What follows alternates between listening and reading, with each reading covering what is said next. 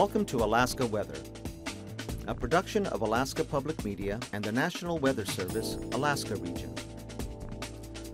Produced and broadcast daily from the studios of KAKM, Alaska Weather provides complete forecasts, public, marine, and aviation for all of Alaska. Alaska Weather is made possible by the following sponsors.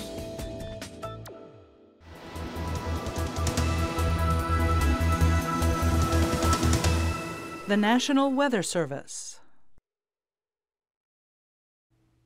Hello everyone, thanks again for joining us for today's edition of Alaska Weather. It's quite an area of cloudiness out over the eastern Bering Sea. That yesterday was out here and showed up quite vividly as a storm system with back edge of the front edging toward the central Aleutians there, and another area of clouds that brought the snow in yesterday from south central Alaska up to the northeast, and clouds are on the increase there over the southeast coastal today. That area looks a little more organized here and is pushing through the panhandle. Winter storm warnings mostly over the eastern zones here of that part of the state. We're under the influence of winter storm warnings for heavy snow, and those continue out through this evening, and where anywhere from 9 to 15 inches of snow will have fallen across the area, mostly over the northern and eastern parts of the zones. Already changed over to rain out along the coastline there.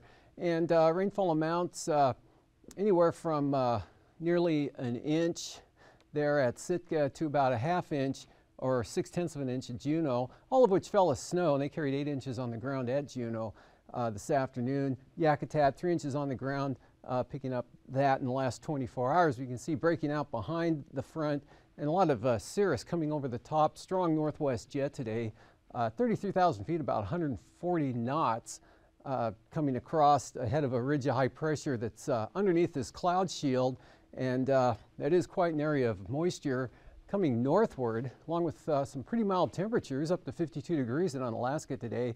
That was the warm spot in the state. They're in basically the warm sector of the storm with some clearing there, and the rain having moved on to the northeast. This system out here, more of a wind producer than the one in the panhandle was. Winds gusting over 50 miles an hour, the Alaska Peninsula. Earlier today, Cape Newnham had a gust to 60 miles per hour, and pretty windy, 30 to 40 plus mile per hour wind gusts earlier there in the Pribilofs, and actually stronger winds, or strong northwest winds. This is the leading edge of the colder air that's coming in over the western Aleutians, riding in on those west-northwesterly gales of 40 to 60 miles per hour. Up to the north, just some quite a bit of lower and mid clouds up over the interior here with areas of light snow. Not too bad on the Arctic coast. There's a disturbance up to the north we'll be watching drop southward. And rolling this through again, you can see the push mostly up to the north, some of this coming over the top of the ridge again and spreading mid and high level clouds there across Kodiak Island, and this also lifting northward. There are freezing rain advisories out for Bristol Bay tonight, as well as the Kuskokwim Delta, and winter storm warnings are out for the Yukon Delta and lower valley areas there for tonight, all for 3 to 5 inches of, or up to 3 inches of snow and freezing rain over the next, well, for tonight and into tomorrow. And on the chart today, you can see some areas of light snow through the Tanana Valley. Here's a system that brought the snow and then rain into the southeast coast, and this front out here to the west, and those strong winds in advance of that will tonight push eastward here. Should see a little bit of a pickup in the wind, but not too much there for Kodiak Island, just periods of rain. And again, the freezing rain here over Bristol Bay, freezing rain advisory. That'll be all lifting northward throughout the night tonight. It should become mostly rain in this area as the milder temperatures move in, but kind of a mixture, especially in the pink area here. Anywhere in that zone could see freezing rain overnight tonight and into tomorrow, the band of snow out in advance of that. Otherwise, just some scattered flurries up to the north and northeast, and that next system trying to come down to the Arctic coast isn't going to quite make it. It'll come to about this position and then pull off to the east, but some of that moisture with it will probably slide on down into the north slope tomorrow. And you can see the northwest winds, pretty good westerlies here across the Aleutians, 40 to 60 miles an hour in gusts there.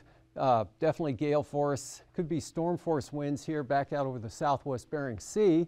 And the front rotating northward, lighter winds, a lot of rain here for the Bristol Bay area, changing to showers over the Alaska Peninsula, and then beginning to mix with snow. Some of the colder air finally reaches the eastern Aleutians, but it won't be all that cold. And then moisture sliding up to the North Gulf Coast of that warm front could possibly bring some small craft advisory level winds in from the east there along the North Gulf Coast tomorrow, or maybe a little bit to the south. Otherwise, variable clouds are mostly cloudy. Chance of snow with this band right through here, and then the moisture increasing as that system comes up from the south and southwest here, especially over toward Kodiak. This system may have some lingering light snow over the southern southeast coast. Otherwise, look for it to dry out. Light winds up to the north, maybe some sunshine. Better chance of sunshine though up here through the eastern Tanana Valley on up into the north central interior from the Yukon back across the Koyukuk all the way out to Kotzebue Sound. In the Seward Peninsula, not too bad. Best chance of snow will be in the south side and less of a chance up to the north, and then some leftover moisture there along the north slope, mostly on the north slopes of the Brooks Range, which is the north slope, and less of a chance on the Arctic coast. And then the outlook for Tuesday, watching another system come down from the Arctic there that should move to about this position here, a little too far to the west. It's going to put all the snow back over the Russian coast, and less of a chance here along the western Arctic coast. Fair over the north slope and eastern coastline, but a lot of moisture spreading northward. Look for an area of snow, mostly along and just to the north of that trough or frontal boundary trough axis here between these weak lows through the interior. More of a showery condition to the south, and rain here spreading into the southeast coast. Could start out as snow, mostly at the higher elevations, but I'll change mostly over to rain by the afternoon, if not earlier there for much of the panhandle. Rain and snow back to the west. A few showers here south central Alaska, kind of a gusty southeast wind condition. Could see gusts here south central Alaska through the mountain passes anywhere from 40 to 50 miles an hour, and then everything turns southwesterly, and that'll bring surges of moisture and showers northward into Kodiak Island and right up to the North Gulf Coast. Kind of a mixed rain and snow shower pattern here for Bristol Bay. Band of snow back out here to the west there as you get into those northeast winds and the colder temperatures coming down, mostly west of the Pribilofs and then back up, just catching the Bering Strait there. But enough of a gradient should pick up for gale force north and northeasterlies, St. Lawrence Island through the Bering Strait, and even a pretty good breeze. Small craft advisories for the Chukchi Sea here in those open water areas. But again, most of the snow will stay back to the north and back to the west, with snow showers coming down into the west central Aleutians, and pretty gusty winds with rain and snow into the central Aleutians. That whole thing kind of sliding southeastward. So later on Tuesday evening, some of that will get into the Unalaska area, but may miss the Alaska Peninsula altogether. For temperatures this afternoon, mostly in the lower to mid 30s here over the Panhandle, although Heidelberg up to 39 degrees. Same thing in Middleton Island. There's a 27 at Cordova. Lower to mid 20s here over northern Cook Inlet. 33 at Homer, 10 degrees Gulkana, 1 above 0 at Gulkana. Meanwhile, Delta at 10, Fairbanks 14, and 13 at Tanana. Below 0, Fort Yukon with -9, but Eagle pushed up to 2. 4 degrees over at Bettles, -2 Anatuvik, and Arctic Village at 9 below. Let's see, on the Arctic coast, looks like a little below 0 most areas, -1 at Hatchisuk and Nuiqsut at -4. Actually, that's Dead Horse. -3 Kaktovik, 0 in Barrow, 13 above over at Point Lay. Lower to mid 20s here, Kotzebue Sound and the northern Seward Peninsula areas, and upper 20s for Nome, and 24 at Unalakleet, 34 degrees at Savunga, 17 at McGrath, while 28 degrees was the reading in Sleepmute. Bethel up to 32, and a 34-degree temperature at Macoriac. 44 in St. Paul, 49 on Alaska. Again, they were up to 52, and mostly in the 40s over the central Aleutians and the Alaska Peninsula in the 40s. Northeast Bristol Bay, lower to mid 30s. So the lows tonight, about the same out here. Pretty mild under those south winds, lower 40s for the lows. Really mild low for the Pribilofs there of just 40 degrees at St. Paul, mid to upper 30s for the Aleutians, and a little more seasonable up here over the northeast with temperatures running 15 to 30 below zero. Same thing for the North Slope and the Arctic coast, and a little warmer, 20s to mid 30s here for the southeast coast. Highs for tomorrow, upper 20s, coldest here in the north. We have the skies clearing out, and then with the clouds and the precipitation milder down south. Same pattern here, south to north flow, mid 40s there to upper 40s to the peninsula, Bristol Bay, 20s, 30s here for the southwest interior, staying chilly up to the northeast, below zero for the Yukon Valley and the eastern North Slope and Arctic coast. Flying weather, IFR here right into the Kenai Peninsula, Montague Island areas, and also along the eastern slopes of the western Alaska Range, and quite an area of IFR slipping on up into Kodiak Island and the Aleutian Range. Areas of IFR up over the southwest interior, but pretty good. Kotzebue Sound, Selawik Valley eastward, and then some marginal VFR mostly on the western Arctic coast, and a big area of IFR from the northern Bering Sea right on down, but just north of the Alaska Peninsula. That includes the Pribilofs and IFR here along and north of the Aleutians. Take a look at the passes, Anatuvik, VFR through the pass and on both entrances, both for that pass and Adigan. And coming down to the Alaska Range, Lake Clark and Merrill, lowest conditions will be found on the eastern entrances. Marginal VFR through the pass, maybe a little better on the west side, but for the rainy, same pattern as well. IFR possible in the eastern entrance. Windy, mostly marginal. Isabella and Mentasta, though, should be VFR the entire day. And for Tanita, marginal VFR. Portage, easy. IFR, especially on the east side. Chilkoot and White, VFR. Freezing levels. Surface here, up, coming inland again. That's where the freezing rain zone is here with these elevation, or the purple lines here come north of the surface, and but quite a warm air mass pushing in toward the southwest interior in Bristol Bay, and then here comes the cold air coming in on those west-northwest winds, bringing the freezing levels back down to the surface there into the central Aleutians. And icing threats mostly below 10,000 feet. Best chance here, North Gulf Coast, South Central Alaska, Kenai Peninsula, out into Bristol Bay and down across Kodiak Island. Areas of up here to the north and northwest, and then mixed areas with the showers in over the Aleutians and much of the southern Bering Sea. Winds aloft showing a deep trough here in the Bering Sea, and ridging coming up into south central Alaska, gradually shifting eastward. This links up with the Arctic jet coming down from the north. A couple of disturbances trying to work their way down. This one will actually slide off to the east, and then another one will drop down into the northwest up in this area on Tuesday. Otherwise, northwest winds continue to keep the cold air over in Canada. For the 9,000-foot wind flow, 30 to 35 knots here from the southwest, Kodiak Island into the Gulf. Lighter winds up along the coast, and lighter yet up over the interior and a little more variable. Easterlies 35 to 40, Seward Peninsula, Bering Strait down to St. Lawrence Island, and then a big area of west and southwest winds, 40 to 50 knots. Across the Aleutians, southern Bering taking a turn to the north right into the coast there, and that'll continue tomorrow night, and begin to let up on Tuesday for the 3,000-foot flow here. A couple of centers out over the Bering Sea.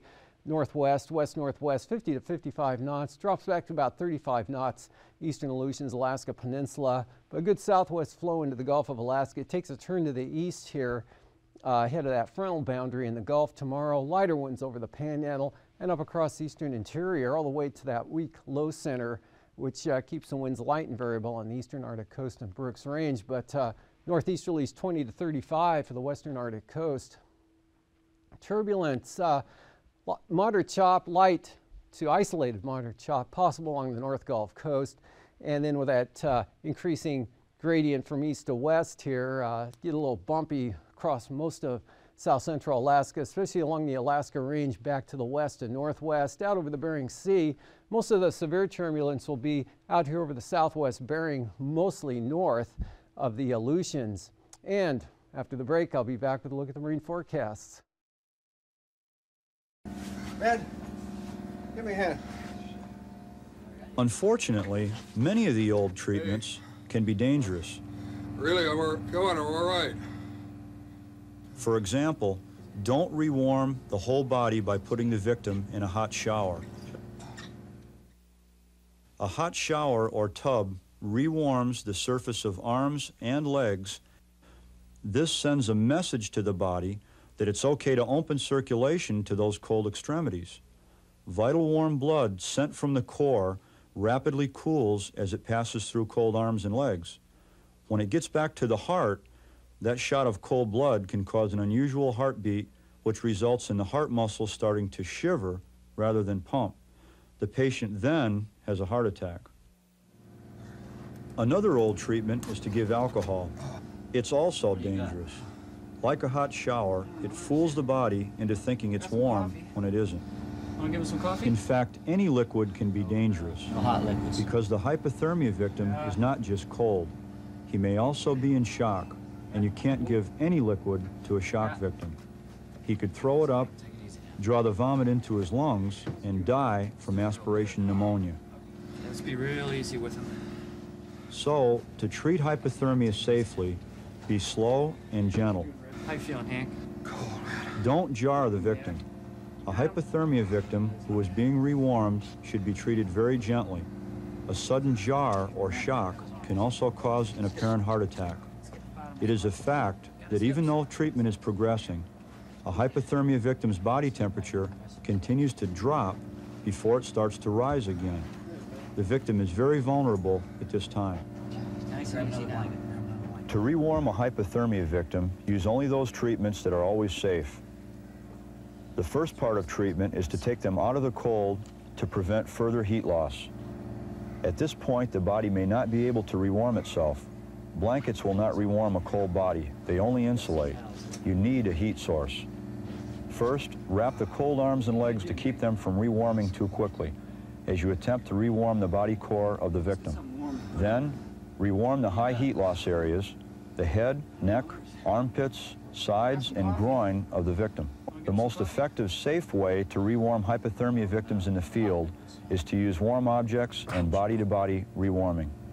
Warm objects are literally anything that is warm, including warm rocks, lukewarm hot water bottles, warm heating pads, warm packs, or even warm potatoes. But be careful. Be absolutely sure that the objects are not hot. You can burn the victim because of their cold-induced numbness. Hypothermia victims won't be able to tell you if the object is too hot. Check on it yourself, like you would a baby's bath. If it feels uncomfortably warm to you, it's too hot for the victim.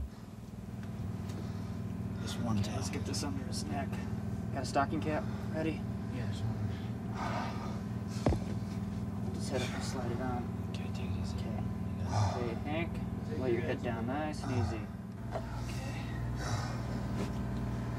Let's see if we can't start warming up his sides. Let's go body to body. Just get your shirt off, right? Body-to-body rewarming is when one or more warm, healthy people embrace the victim within some insulated shelter such as blankets or a sleeping bag. If this treatment is used, one should continue the treatment for at least an hour. Okay, just take it easy now. We're going to stay here until you get a little bit warmer, okay? Oh, man, stay there forever. Wow. Okay. These rewarming treatments are safe, slow, and gentle. Don't rush them, and be sure to protect the victim from further cold and from shocks or sudden moves. To safely live and survive in a cold environment, you have to know about hypothermia. Hypothermia is the lowering of body core temperature. It's prevented by having adequate shelter for the body, proper clothing. Recognize hypothermia by the victim's physical symptoms and their exposure to the environmental conditions that cause it. Avoid total rewarming of the body. Do not give any liquids, especially hot liquids or alcohol. It's treated with warm objects or body-to-body rewarming, which is safe, slow, and gentle. Hypothermia is a physical condition. It affects the body. Yet a victim's will to live is often the decisive factor in whether or not they will survive.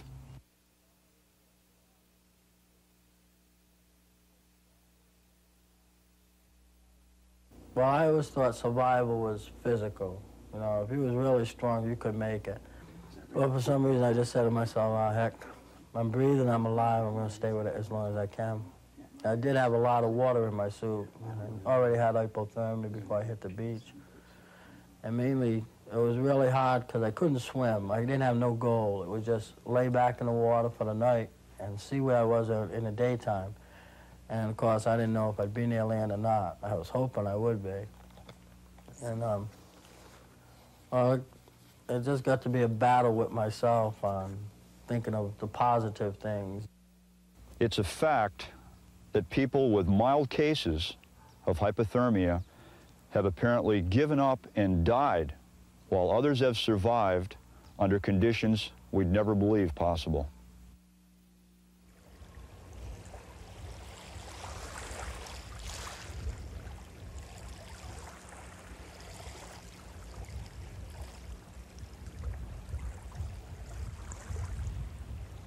Whoa! Whoa! Hey, Hank, man overboard! To know what it is, know how to prevent it, how to recognize it, and how to treat it. When was the last time you shivered from the cold? Don't take your eye off of him! Hypothermia is the lowering of the body core temperature. The best prevention for hypothermia is to stay dry. Get those clothes off him! It makes good sense to treat him for hypothermia. Give me a hand. Many of the old treatments can be dangerous. Come on, we're all right. Don't rewarm the whole body by putting the victim in a hot shower. Want to give him some coffee? You can't give any liquid to a shock victim. How you feeling, Hank? Be slow and gentle. Nice and easy now. Blankets will not rewarm a cold body. You need a heat source. Lukewarm hot water bottles, warm heating pads, warm packs, or even warm potatoes. Okay, just take it easy now. We're going to stay here until you get a little bit warmer, okay? Oh, man, stay there forever. Wow. Okay. Welcome back. Not too bad on the winds tomorrow for the southeast coast. North 25, Lincoln Island Glacier Bay, otherwise is a little more variable, lighter and easterly there over the inside waters, lighter winds out along the coast. And then for Tuesday, mostly southwest winds 15 to 20 knots here over the central and southern zones. South 25 knots, Lincoln Island Glacier Bay, south to southeast 15 to 20 on the north coast. For Prince William Sound, Cook Inlet, northeast 15, east-northeast 15. Could start out 25 knots here for the eastern Gulf Coast tomorrow and then come down to 20 or 15 and 20-25 knots there with the strongest winds here in the eastern zone, or the marine zone on the east side of Kodiak Island. And the outlook for Tuesday, southwest 25 to 30 knots here. Actually 25 knot winds all the way up to the central Gulf Coast. More southerly at about 20 Prince William Sound. South 20 northern Cook Inlet. Pretty gusty. So see gusts to possibly 40 knots coming out of Turnagain Arm overnight Monday night and into early Tuesday. Otherwise south to southeast 20. And for Bristol Bay, small craft advisory, southeast winds 30 knots. I think they'll stay below gale force, as well as southwest of Kodiak Island. Otherwise, west-southwesterlies at about 35 for the peninsula tomorrow. Those will drop off to 20 knots here on the Bering Sea side and 20 to 25 knots, all southwesterly there on the Pacific side. For the Aleutians, full gales out here from Atka all the way to just almost storm force northwesterlies there for the western areas. Definitely storm force over the southwest Bering and 25 to 35 knots in across the Fox Islands. About the same on the winds there for Tuesday. Southwesterlies, those northwest winds now still gale force, but in a narrower area there. Adak and Atka dropping off significantly, really becoming light out towards Shemya. For the southwest coast of the state here, south of Nunivak Island, southeast 30 knots for the Pribilofs, westerlies at about the same speed, and small craft advisories, especially for the northeast winds there from St. Lawrence Island down into the northern Bering, 25 to 30 knots. And then for Tuesday, it looks like gale force northeasterlies now with return to freezing, possibly even heavy freezing spray coming through the Bering Strait and edging its way down into the northern Bering. The coldest air staying back out to the west, and things become pretty light and variable here for Kuskokwim Bay and areas south of Nunivak Island. Northeast 25 for the Pribilofs. up along the Arctic coast, west-northwest at about 10. So not too strong on the east side, a little brisker on the west side there, northeast 20 to 25 knots. And taking a look at Tuesday, could see northerlies at about 30 knots here for the Chukchi Sea west of Kotzebue Sound, and northeast at about 15. That all due to that low center coming down from the north and northeast. So as that thing drops southward, look for east-north or east-southeasterlies up to 20 on the western coast, about 15 for the central coast, and then first wind advisories there over toward demarcation point. Otherwise pretty light here on the east central coast. And looking at tonight again, this system will slide on to the southeast and keep conditions wet with the winter storm warnings over the eastern zones here of the Panhandle out through at least this evening for some more snow, but really about ending with some clearing there for Yakutat and Copper River Basin. A lot of rain and warm air spreading northward. Freezing rain advisories out Bristol Bay and the Kuskokwim Delta. Winter storm warning for the lower Yukon Valley and Delta, and that's edging its way northward there with pretty strong trough swinging across the eastern Aleutians. And tomorrow we'll all move to about this position, moisture increasing, pretty good chance of rain North Gulf Coast, especially the western areas, kind of a mix here in the pink zone to maybe mostly snow up to the north, and then hit and miss at better conditions, drier weather moving into the Panhandle. And looks like southwest winds will keep it pretty moist, surges of moisture coming up to the North Gulf Coast, and rain for the Panhandle. Well, that's a look at the weather for this Sunday evening. Thanks for joining us. These forecasts are to be used for planning purposes only. Call 1-800-WX-BRIEF for a formal pre-flight briefing. Always file a flight plan before you go flying. The U.S. Coast Guard Auxiliary urges you to leave a float plan with a friend or the harbor master before you go boating. Alaska Weather is made possible by the following sponsors.